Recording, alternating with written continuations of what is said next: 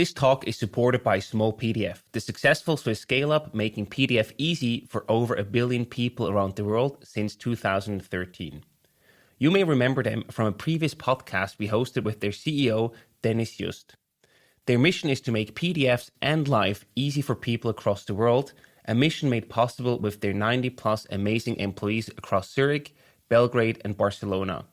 If you want to join this fast-growing Swiss scale-up, visit smallpdf.com/Swisspreneur and apply. As the planet started to heat up and we started to see these natural disasters like the last 5 years, right? We had the flooding in Germany, we had the Texas freeze in the US, you had these fires in Australia, and just very extreme weather events that take lives and destroy wildlife ecosystems.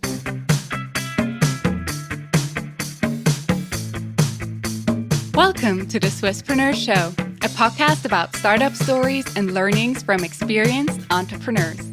Here's your host, Sylvan.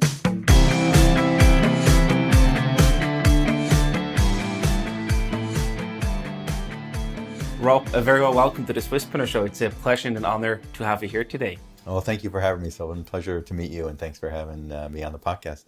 You're the co-founder and CEO at Energy Vault, a global energy storage company based in Ticino and also publicly listed at the New York Stock Exchange. I mean, that's a fantastic story to talk about. I'm really excited to cover that today. Before we jump in, I want to start with your personal background. You actually nowadays work in renewable energy, but your first job back in the 90s was at BP. That's quite a transition, right? Yeah, I started with a company called Amoco that then merged with BP. So they were both two very large integrated oil companies. And very interesting now coming full circle back to renewable energy.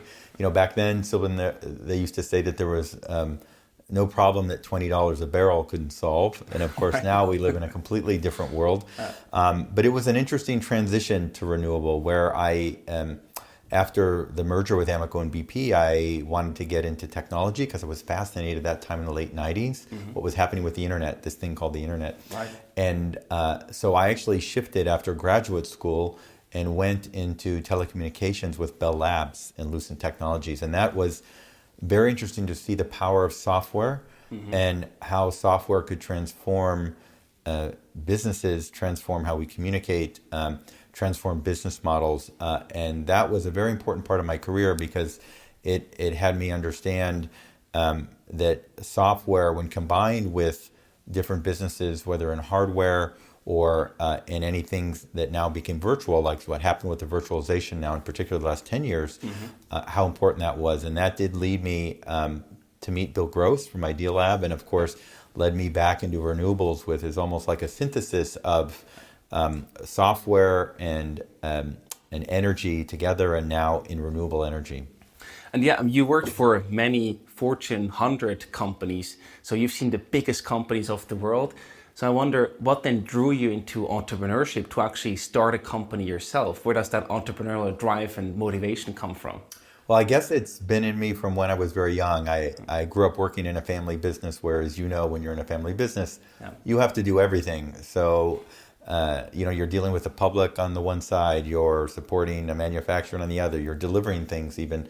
So growing up in this way, I learned how to build, to multitask, but also to manage and work with people. And I think as I worked in the corporate world in larger companies, it was a fantastic experience that allowed me to really understand process and the need for infrastructure, how to work across teams, because always in big corporations, it's not just about you. You're relying on people, and you have to, I think, work together to achieve goals. So these things were, I think, very important for my development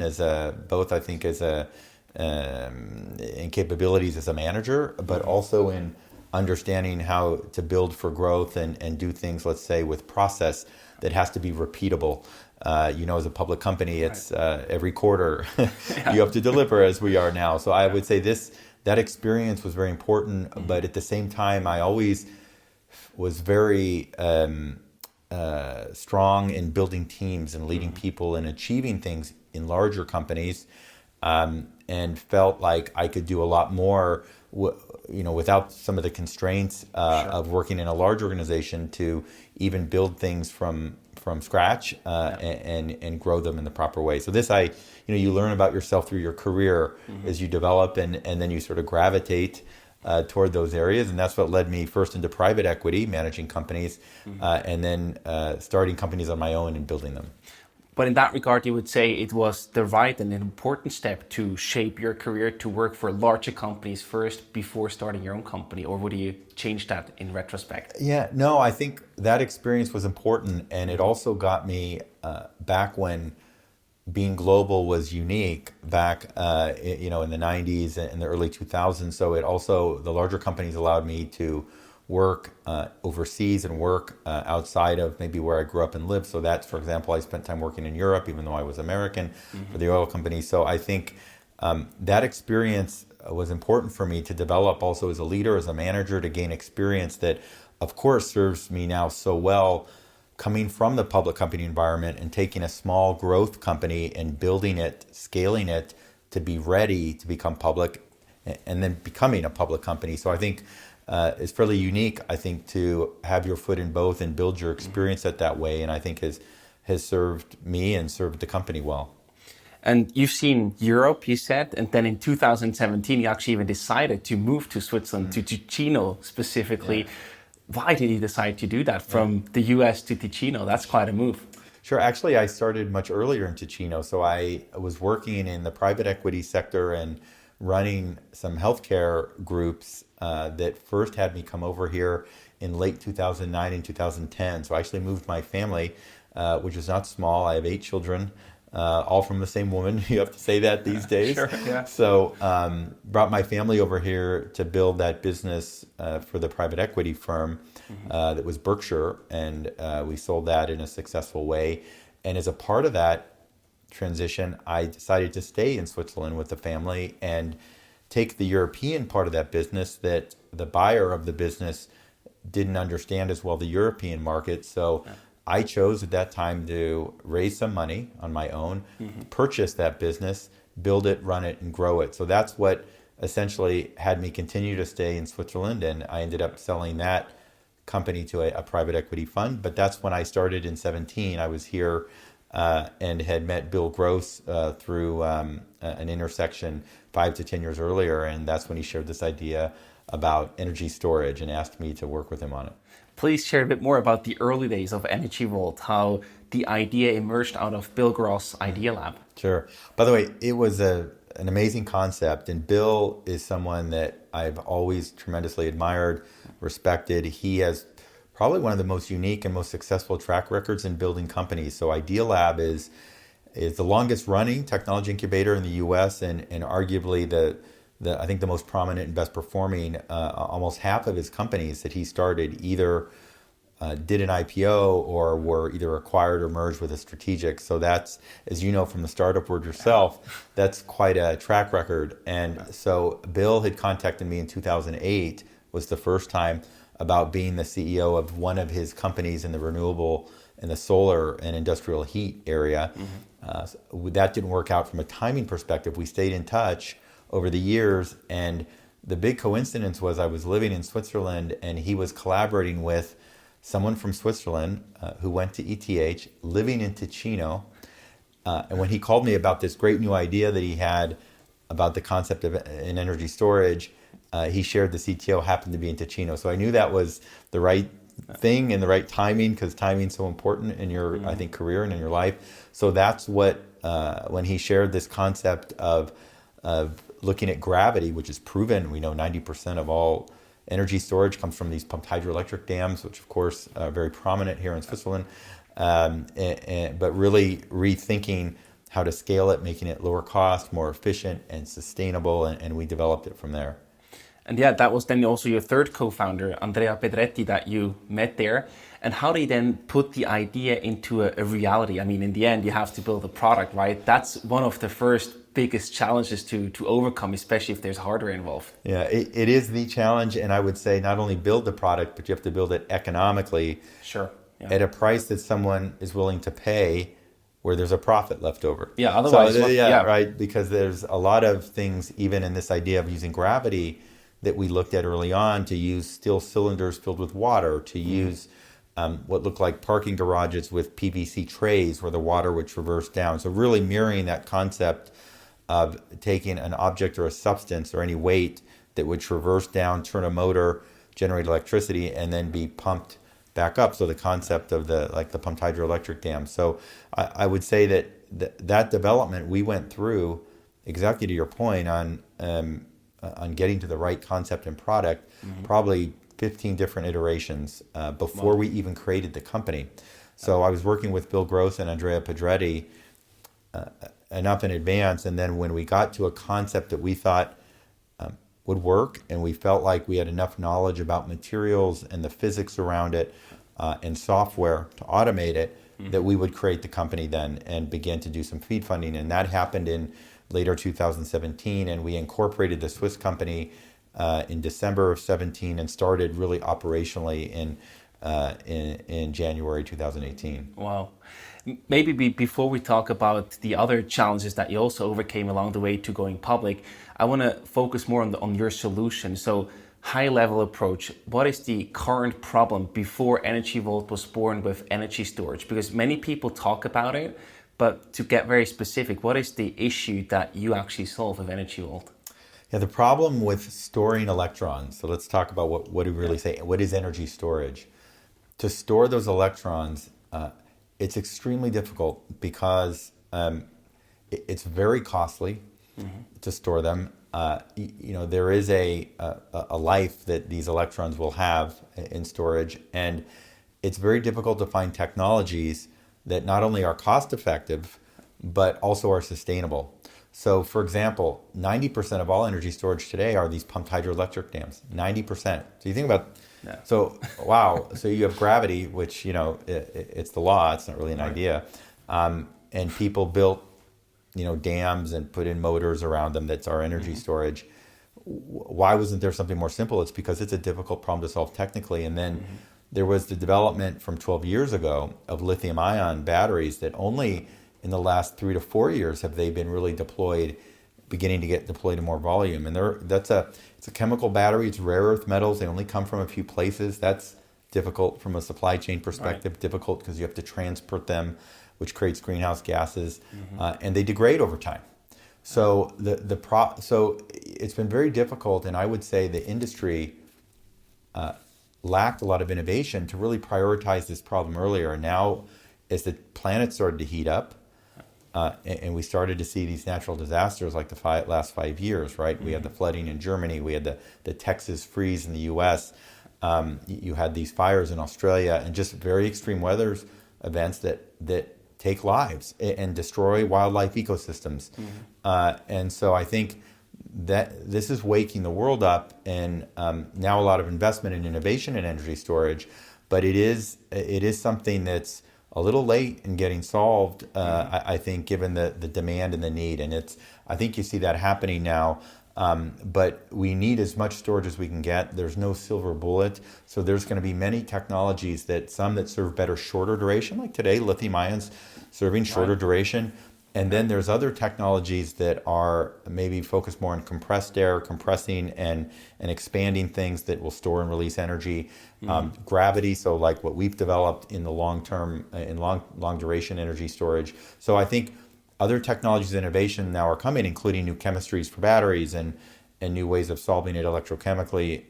So this is going to be important for us to accelerate getting renewables deployed so it can become dispatchable power and replace fossil fuel.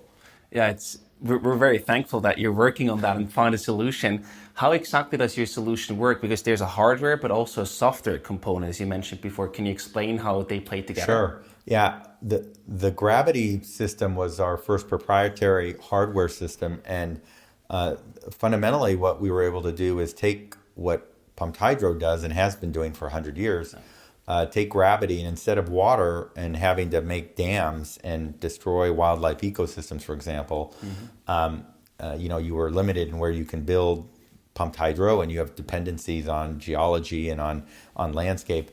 We took the concept of gravity, and we were able to make it much lower cost and more efficient through essentially building a structure Instead of water, which doesn't exist everywhere in the world, we developed these composite blocks. And I didn't say cement blocks because cement, concrete isn't really sustainable. So we worked in the material science area with Cemex and developed a polymer that they had to apply for our ability to make these massive composite blocks, which is our weight, right? So instead of water, we're lifting up with excess energy a composite block that's made from the soil only from the excavation.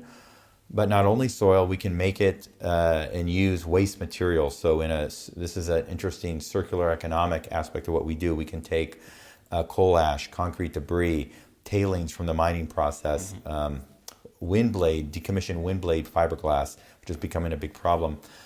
So we can actually reuse waste materials in this. So we're not only storing renewable energy, but we're sort of greener than green in that we're also reusing waste materials that would otherwise be destined for landfills, not only bad for the environment, but very expensive now to do. So the way it works is we move these and take excess energy, excess wind and solar when it's needed, although we can charge it up with any power source when it's cheap. It raises the blocks at height, and then when the grid needs it, it will lower, and we use software to automate that whole process.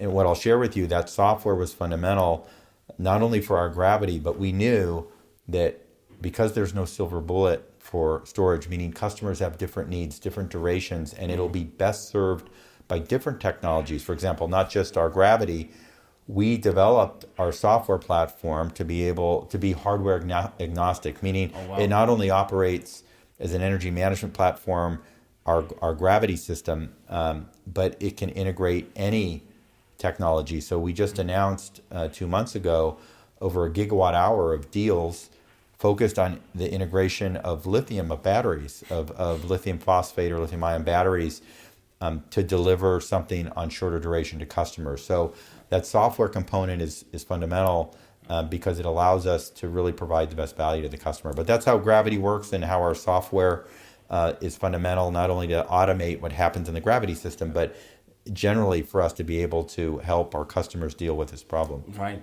I feel you're just getting started, with the software part, there's so much more potential that you can uncover there. You mentioned degradation before for the lithium batteries. How is degradation a challenge or not a challenge for your setup with these big bricks? Actually, we don't degrade over time. So that's one of the big advantages of gravity. We obviously need height, so we do need a structure. So you aren't going to build it everywhere, like in the middle of a city where real estate's expensive and where you wouldn't build out, necessarily renewable. But out where you're building out wind or solar, or out where there's coal plants that are being decommissioned, where there's already the grid infrastructure, it's all there, right? It's already built. So we could use the concrete debris from demolishing the coal plant, for example, or any industrial plant, make our blocks and build out wind, solar, or definitely our storage there. We don't have to be co-located with the wind or solar. But it is this lack of degradation is one of the key points that helps us over time on what's called a levelized cost basis. So our economics are very interesting because we have low operating expense. We don't need air conditioning like lithium ion needs air conditioning to air condition and keep their battery systems at a certain temperature, within a temperature range. But that lack of degradation means, these systems can last, we say 30 to 35 years. I mean, technically it's a structure. It could theoretically last much, much longer. And that lack of degradation means we avoid, for example, with batteries, require what's called augmentation capex, meaning as the cells degrade, they have to be replaced. So the customers have to factor into how they support. So you have a longer life cycle. How about the maintenance, but also the setup costs? Do you also have a competitive edge there? Actually, what's interesting about the infrastructure and setup is we do everything local. So what's nice about that is it puts a lot of investment back into the local communities. So whereas today, for example, in the US or in Europe, if you need lithium ion batteries, you have to buy them. They come from a few places of the world, or they are manufactured in Korea, China, very few places.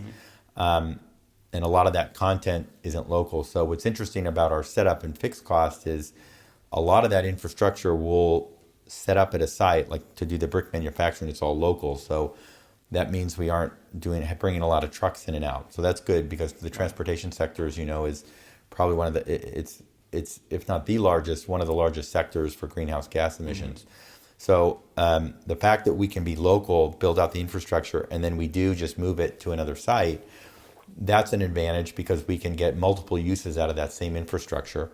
Yeah. And then, the job creation aspect about the investment back into the communities where we're building, these are things that are very important. And I would say just as important as economics now. People are making these decisions based on what's your job creation. I'm getting questions, how many jobs per megawatt hour of storage do we create? Think about that ratio. Sure. So it's interesting, and that's led to a few selections for us for gravity in larger scale applications.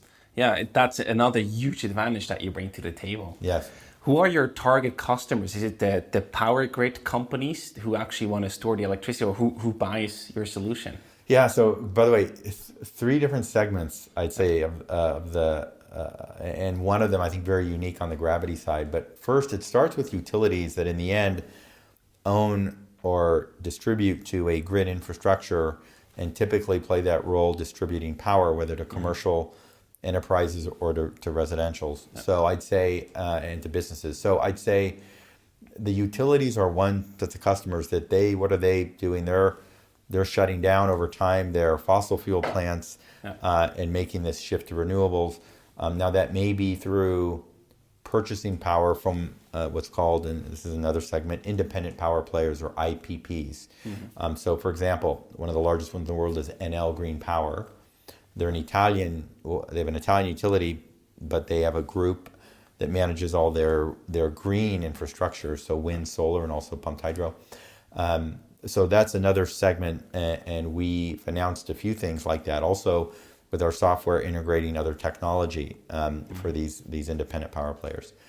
There's another segment that has to do with industrial players that we've made announcements around, and that's people, for example, in the mining industry, like BHP, that's also an investor in the company.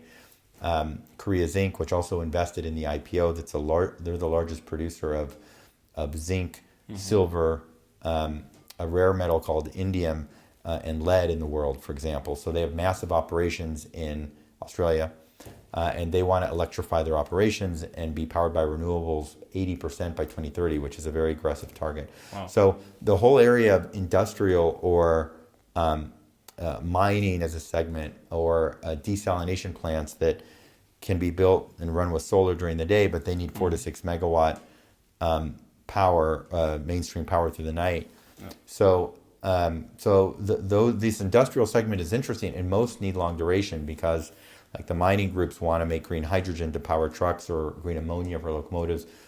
One of the most efficient ways to make green hydrogen is to take solar combined with a long duration storage product to run electrolysis. So you buy an electrolyzer and you split hydrogen out of water, so out of the H2O.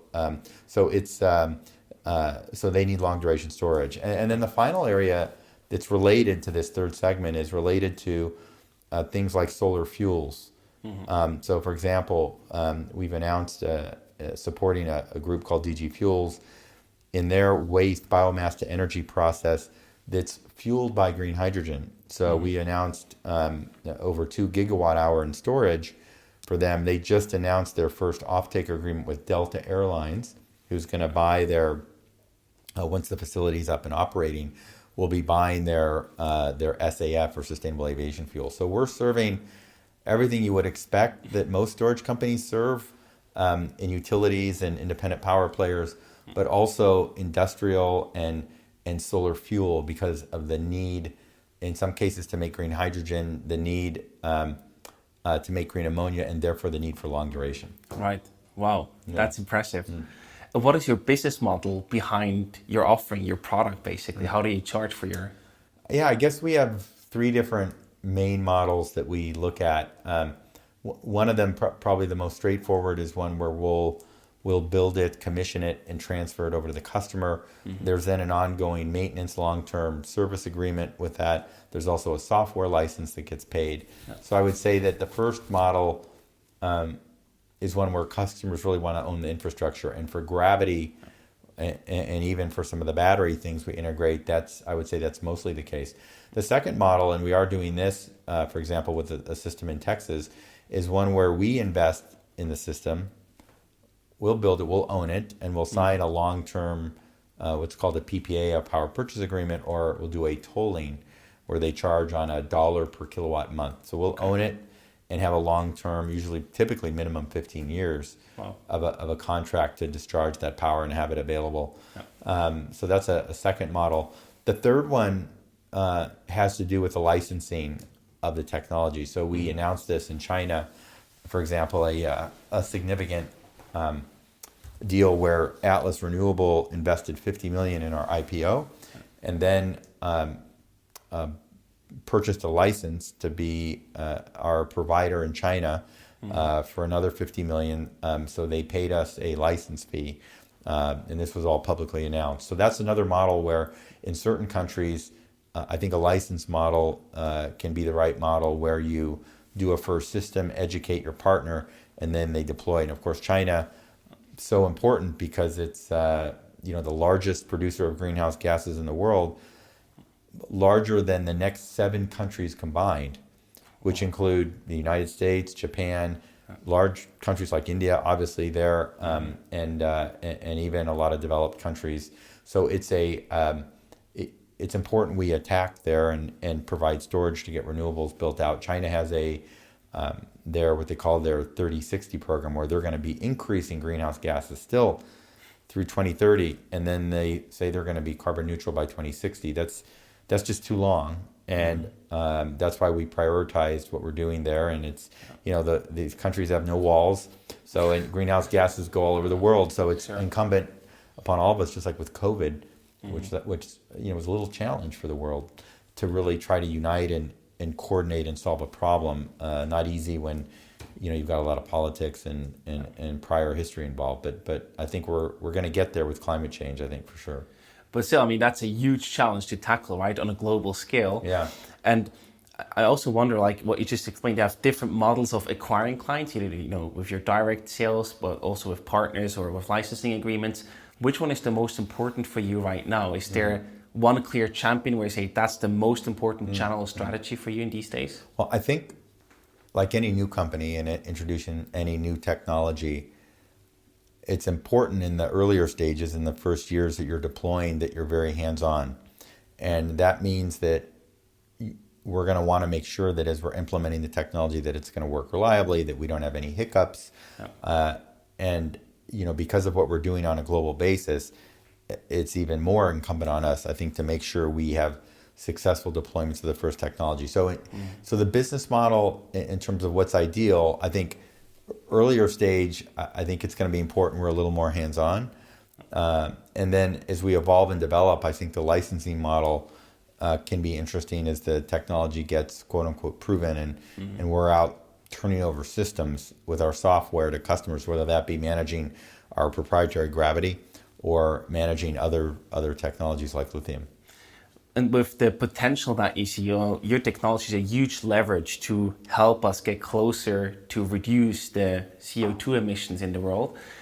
Do you sometimes have to make a tough call or tough trade-off where you say, well, China would be an interesting market, which you're tackling right now, because there you have the biggest leverage, the biggest potential to improve things. But maybe somewhere else, with your same time and resources, you could potentially make more money from a business perspective. Yeah. Is that sometimes a difficult challenge? Yeah, it's always a balance, especially when you're early stage and when you're in those stages in running a company where, especially as a public company, we have to be very careful, I think, about what we commit to do and what's going to be reasonable given our stage. So the last 12 months, we've actually said no much more than we've said yes to customers. Why? Because already we're starting deployments on 3 continents between China, Australia, and the United States, with some of the biggest customers in the world, and we don't want to have a misstep. So I think that's really important, especially on the gravity technology side. I think for the battery integration, we have a very talented team that came from Greensmith Energy that did over 100 projects in 12 countries, perfect safety record. So we've got an experienced set of people there that I think are going to allow us to deploy a technology now that's been deployed the last 5 to 7 years in some higher volumes, therefore is proven, therefore we'll be able to move with speed and agility and maybe do more than we otherwise would have. But otherwise, for the larger gravity builds, we're going to make sure that everything goes as we've committed and as planned. And that's why we built a 5 megawatt full commercial system here in Switzerland back. That got completed. We started in 19, got completed a little later due to COVID in July 2020. But having that demonstration system at scale was so important for us to attract the likes of Saudi Aramco, BHP, some of the biggest companies in the world in their sector, as investors, and that back the company and our customers or will be customers of our solutions.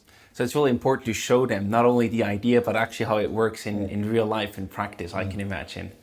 Well, especially, investors are particular, especially that are some of the leaders in the world, because that means they have very good engineering teams and are very good at diligence and have process, and rigor with that process. So not only there, but also, as it becoming a public company. So I think even more incumbent on us to ensure that we're, as public investors look at companies, that, we've got everything in place and we're, meeting the commitments. So I think the technology and doing the demonstration unit was very important for us. It gave us the confidence to go to the next level now and build out. We did optimize from there. We listened to customers. We learned from building that first 5 megawatt system, and all of that learning's been put in the new EVX platform that now we're going to be building. And even before you went public, I imagine you had quite a need for capital to finance the development, the actual build of your power plant, so to speak. How easy was it for you to raise capital? I mean, of course, you had like Bill Gross and a strong team basically in place, but was it difficult to raise funds for such an ambitious venture, or was it actually easier because you also tackle goals beyond the pure business means? Yeah, I would say in the earlier phases, it was a little easier because of the nature of the factors that drive investment, and what are those? It starts with, I think, do you have an attractive market? And really being formal about how you look at how you segment markets and what's attractive versus what's not. You segment the customers, you segment all the different competitors that play in the space. Are there good economics? What are unit economics? What's achievable? So I think, and I learned a lot about that when I worked at Danaher, which was a Fortune 100 company that really almost perfected the model to do that well. They were the best performing public equity in the world for 25 years. Wow. Between 19 and 20% return on equity. So what I'd say is, I think in looking at markets, we were in a good one, and so that made it attractive for investors. Specifically in renewables, people know we have to go there, and it became a little more urgent. So that made it pre-COVID, made the fundraising where we didn't have to pick up the phone too much. We did our Series B with SoftBank, who at the time in 2019 was really the big stick, 100 billion venture fund. I mean, typically venture funds are a few hundred million normally for a larger venture fund, because you're making smaller investments and bets. So SoftBank's model sort of changed a little bit how venture looked at growth. Then COVID hit, so it became very difficult to raise money then. But again, fundamentally, I think because of our technology, because of the way we designed and developed it, leveraging sort of a proven tech and adding other innovation, and then what we did with software, and as that evolved, I think even toward the end of COVID and things, we had a lot of interest. An excellent management team. I mean, as you know, every day ends with our people. So having a very seasoned, experienced, public company ready team, that gave investors confidence. And all of us from different industries. I'm sort of unique because I started in a large integrated oil, then coming back to renewable, and worked in between in software and developing healthcare service business models in private equity. So all of us bring some deep domain in what we're doing. Others bring great functional, and others bring a combination of both. And I think that diversity has really enhanced our ability to perform, to execute, and to get where we are today. So I think it's it's really a combination of those things, and that as people look to invest, that are all the factors that are important. And if you look at the history, right, you basically went public 5 years after founding the company. That's incredibly fast. Yes. Yeah. I mean, was that always the goal for you to go public that fast? Well, definitely, I wasn't expecting an IPO in that time frame, because that was pretty aggressive, and it was just over 4 years, just less than 4.5 years that we were able to do that. And what I'd say is that going public is always a logical evolution of a company over time. You don't rule out if someone puts an offer on a company through a trade sale or something, but in the end, we just focused on executing our plan, and form followed function, which is, as commercial agreements began to get signed and technology was proven and we were on a development path, and the markets were receptive to it. So that's the other thing about an IPO is, right now, for example, with interest rates where they are, it's impossible. Unless you've got something really special and unique. But in a high interest rate or let's say a rising interest rate environment, very difficult to do IPO. So there's that factor too. So we just happened to strike sort of, we were at an interesting evolution of the company. The market was willing to pay a premium for growth and even pre-revenue growth if it was in the right segment, if it had the right management team, if there were a set of factors there, proven technology. So I think those set of factors led to us believing that it was the right time to go public, and our view hasn't changed despite all the volatility and despite, for example, some of the negativity that got associated with a special purpose acquisition vehicles or companies or SPACs. So a lot of that's changed now in this market, but it fundamentally didn't change then the reasons we went public and the opportunity we saw, and hasn't changed now. So I think that was the right decision. It's again the importance about timing, right? As you mentioned before, when it was Bill Gross and you working together, the first time the timing just didn't align, and also here the timing was aligning, so you took the opportunity to go public. Why did you decide to go public in New York and not Switzerland, for example? It's really just about capital efficiency and size and scale of the company. We were also based in the U.S. then, and if you look at the stock exchanges, I think it would have been, I think, not the best thing for us to go in Switzerland, because we were founded as a U.S. company out of Idealab. However, we incorporated right away our Swiss entity, because that's with the coincidence of Andrea Pedretti, the CTO, and me living here with my family. We chose to build the company here. So I think the fact that we were a U.S. company at our founding, that influences some things too. And obviously to be on the New York Stock Exchange, that's probably in the world, that's probably the most prominent platform. And we felt like that was the best fit for us. Right. So can you also walk us through the process of going public? Because some founders might think about that here in Switzerland, a few years down the road, but sometimes it's hard to grasp what does that actually mean. So can you give us a bit of a behind the scenes look of what going public actually means the way that you did it? Yeah, the decision to go public is not a light one, and one that there are so many factors and things that need to be in place.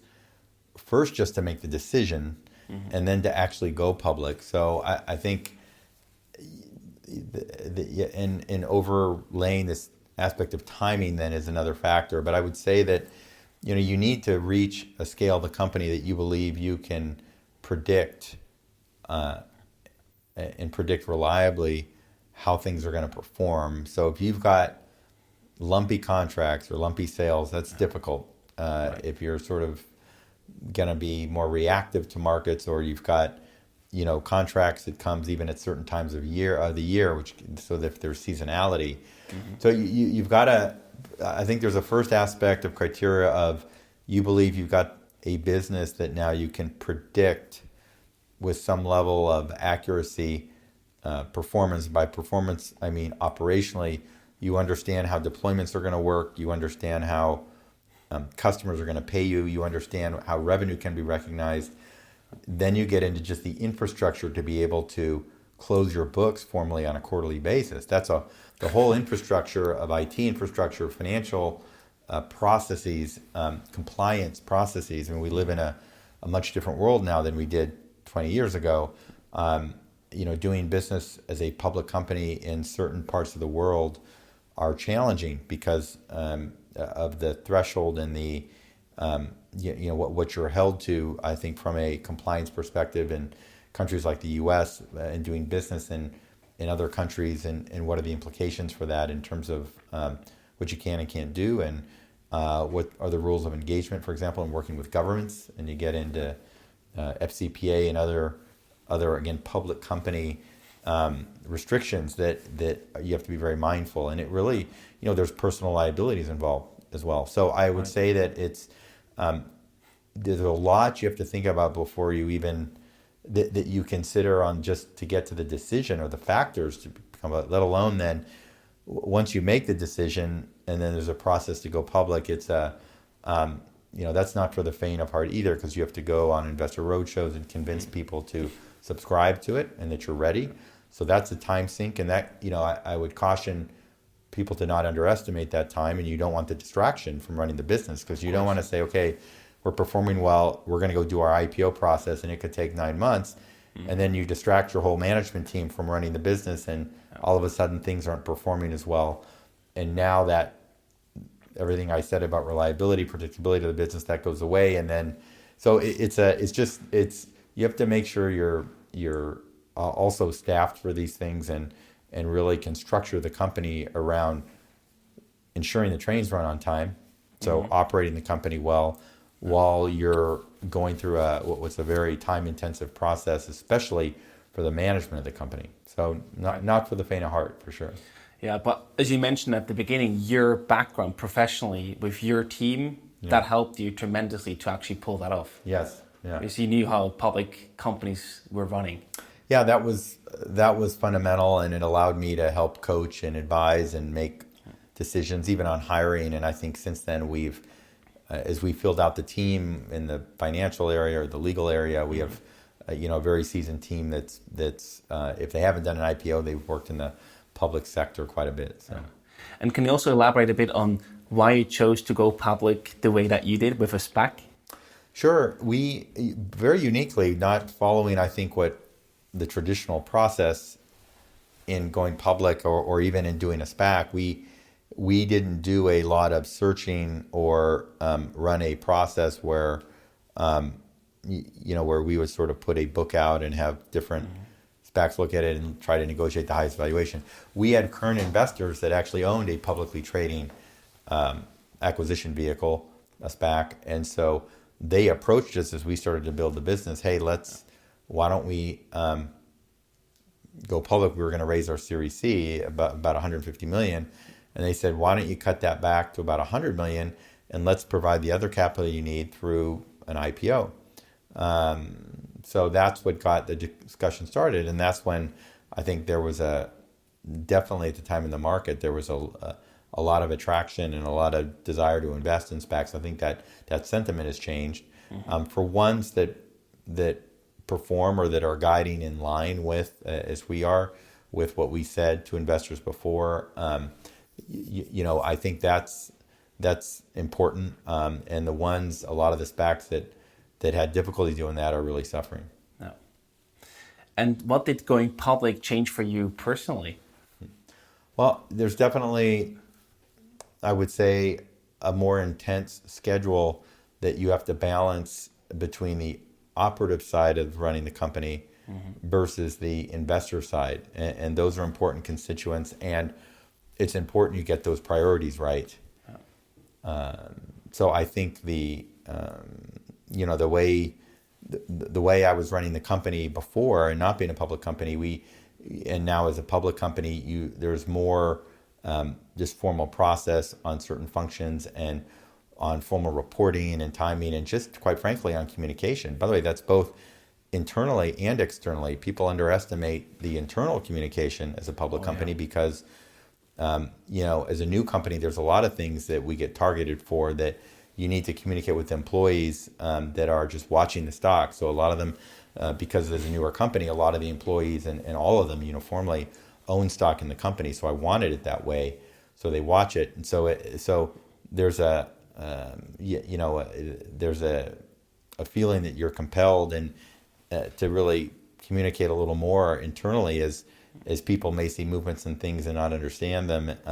But we always keep the mantra of, keeping people focused on the execution side, ignoring the noise, and that the stock price takes care of itself, essentially, as long as we're executing for customers. So. Absolutely. Yeah.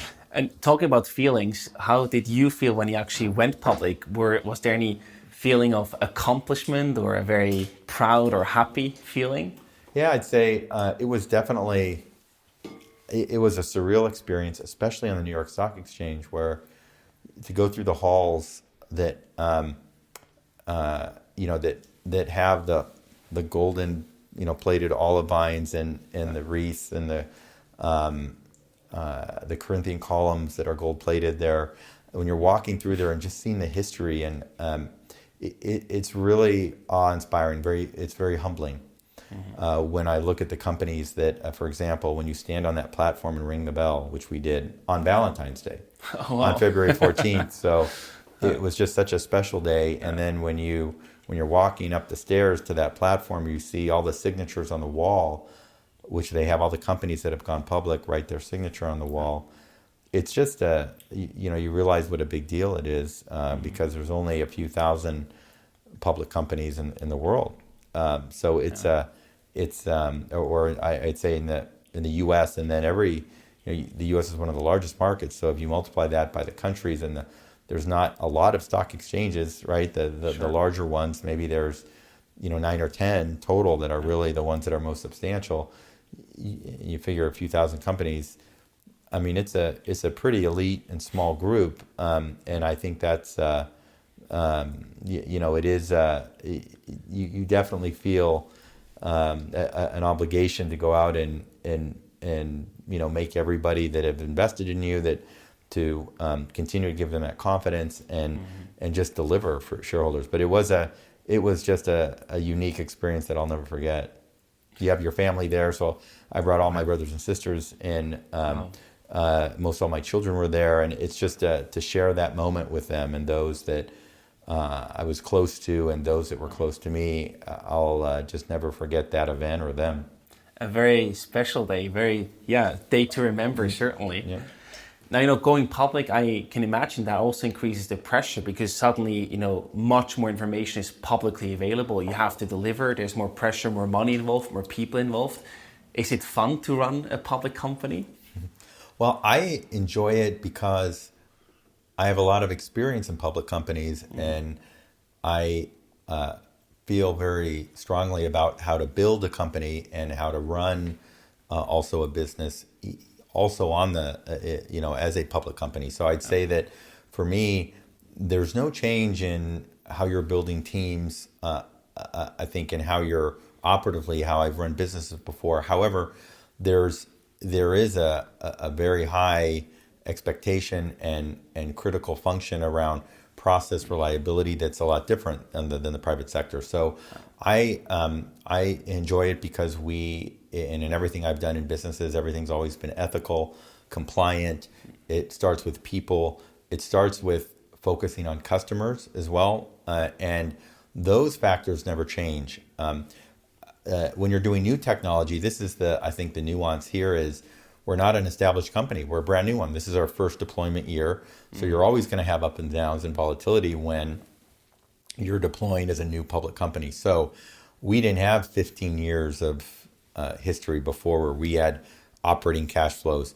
This is our first year of revenue. Yeah. So there is therefore more risk in being public in the sense of expectations and meeting expectations in something that you haven't built before, and to doing that on a public stage. So I'd say that wasn't a decision taken lightly. At the same time, I think investors understand that as a new company that there's going to be a little more volatility, therefore a little more risk, and some people are willing to take that risk and some aren't, and I feel good about having the team that we can manage through that and execute even in the early stages here. So I'd say that's what's a little unique in being public then, is the the fact that this is our first deployment year and our first growth year. Absolutely. And yet you have many plans for the future. Can you talk a bit more about what we can expect from Energy Vault, what your expansion plans are, and what you've planned with customers such as NL, DG Fuels, and NTPC? Sure. Well, we've publicly announced a lot of things already in some of the largest markets in the world. So Australia and China, and with NL Green Power in the US, in Texas. And we've announced other collaborations like with NTPC in India, which is the largest power provider. It's the public utility there. So it has almost 70 gigawatts now that they're managing. And a lot of those gigawatts come from coal. So they have to transition that out. So they were very excited about our solution to use coal ash within our process of the composite block. Wow. So I would say outside of the three core regions that we've talked about starting in U.S., China, Australia, there's other parts of the world that will continue to get priority and that people will see announcements from. I mean, India is one of them.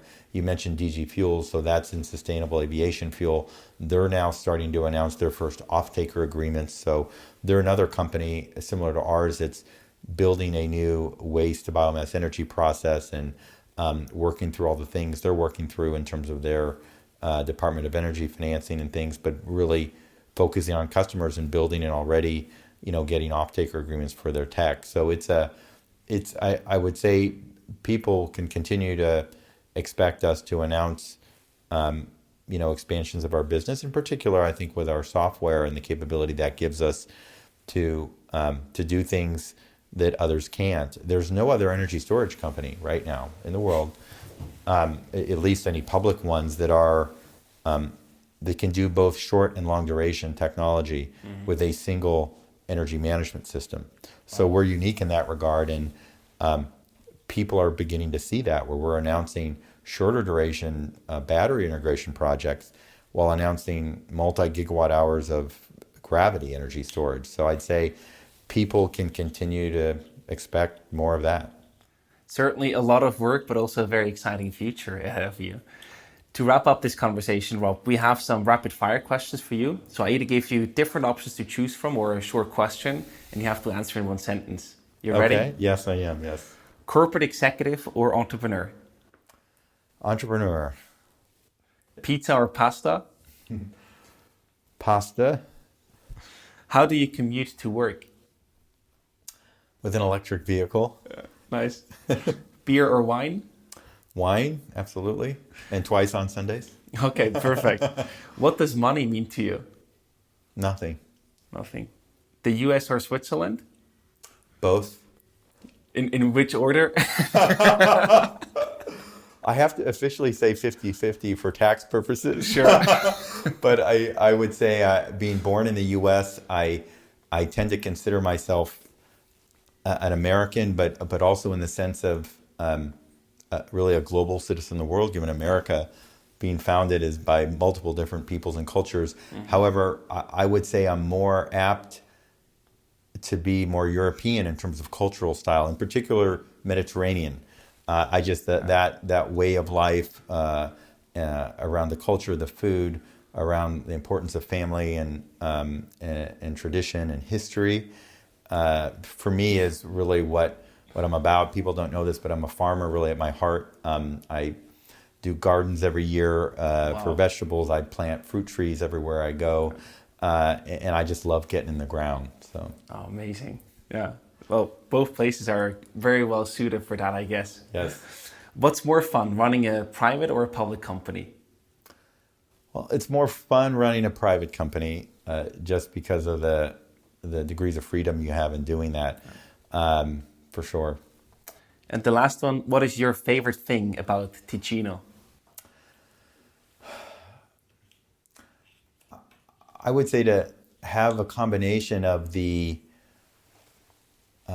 order and reliability and predictability of Switzerland, combined with the creativity and the culture of the Italians together. And that's, I think, very unique. And that blend tends to be the best for me.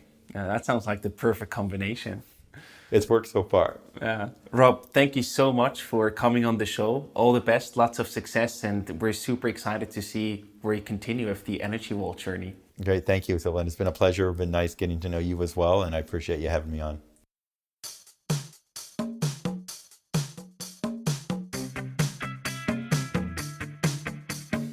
We hope you enjoyed today's episode. If you did, you can support us by rating our show on Apple Podcasts. This way, we can reach an ever-growing number of aspiring entrepreneurs.